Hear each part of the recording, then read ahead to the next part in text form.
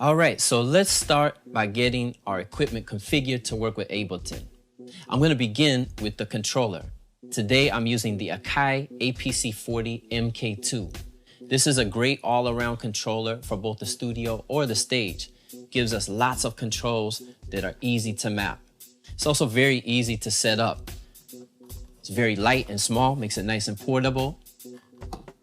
Does not require a separate power adapter, so it's one less thing for me to pack in my gear bag. It runs off of USB power. To connect it, so simple. We're just gonna hook up our USB cable, plug that into the controller, take the other end, we'll plug it into an available USB port on the computer, and there's a power switch we'll need to turn on.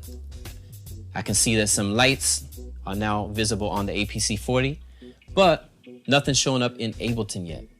Now I'm gonna turn into my screen settings here. I'm gonna go into my Ableton Live Preferences. We'll go to the top corner, Live Preferences. We're going to go to the third tab in Preferences called Link MIDI. Here's where we can configure Ableton to talk with our controllers. You can see here in the top area, it says MIDI Control Surface. We see that there's 6 different slots. Ableton supports up to 6 controllers at once. Today, we only needed to work with 1.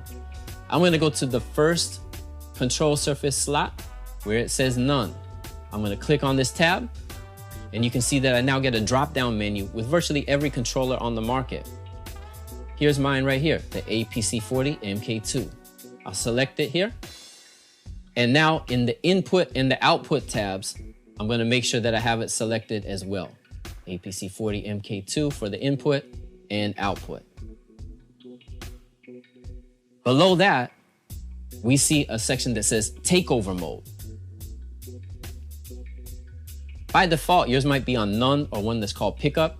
I would advise you to switch it to this setting, value scaling. It makes it so that the faders are more responsive with what you see on screen. The last thing we need to do to get this controller working correctly with Ableton is we need to go into the MIDI port section. You can see that the Apc40 Mk2 shows up in both our input and output settings. We're gonna make sure that we have the track and remote buttons on. The middle column, which says sync, you can leave off. Once you have all of your settings set up for your controller, this is gonna make it so that Ableton and the controller can talk back and forth. When I hit buttons or move faders here, it gets a message into Ableton, and it also sends a message back to the controller. This controller gives us visual feedback, lights that change color to let us know more of what's going on screen. Now that we have the controller configured, it's time to set up my audio interface. I'm using a little interface here today by Native Instruments. This is an older one called the Audio 8 DJ. I like this one for gigging though because it's very small, it's light. I've been using this one for years. It's been a durable, very reliable piece of gear. So before you use any audio interface for the first time, be sure that you've downloaded and installed the correct drivers from the factory. I've already installed the drivers a long time ago, so all I need to do now is just plug it in. This connects with a single USB, plug it into the interface, and now plug it into the computer. And once again, I go into my Ableton preferences. This time, I'll go under the tab called Audio.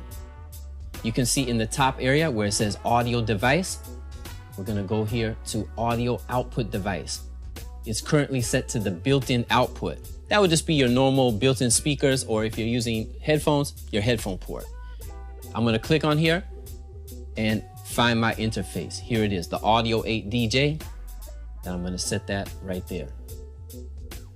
One other thing you should do is where it says latency and buffer size, I recommend that you operate at 256. This will give you very low latency when you're performing, but it'll make sure your computer will run very stable if you're running a real heavy set. So we'll change that to 256, and now we can exit out. Go ahead and take a few moments to set up your controller, and if you have an audio interface, go ahead and set that up too. For those of you that don't have an audio interface, just go ahead and use your headphone jack for now, so leave it on the built-in output. Take a few minutes to set that up, and I'll see you in the next video.